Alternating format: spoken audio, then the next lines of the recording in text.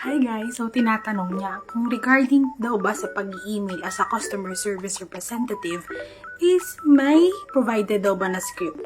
So, based on my experience, wala kaming exact script no kung ano mismo yung sasabihin mo. Pero meron kami ng tinatawag na spiel. Yan, lalagay ko dito yung spelling niya. Yun yung pinaka-basis namin pag magre-reply kami sa isang client.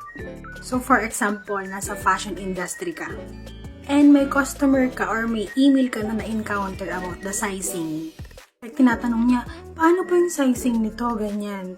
So, meron kaming parang pinaka-document kung saan nakalagay na pag may nagtanong ng sizing, ganito yung flow ng gagawin mo. Ganyan, mapakita mo yung yung sizing chart, ganon. Pero dapat, i-customize mo siya, ipa-personalize mo siya para hindi naman mukhang robotic ang kausap ng customer mo. So, kung may questions ka ba about being a customer service representative, comment mo lang.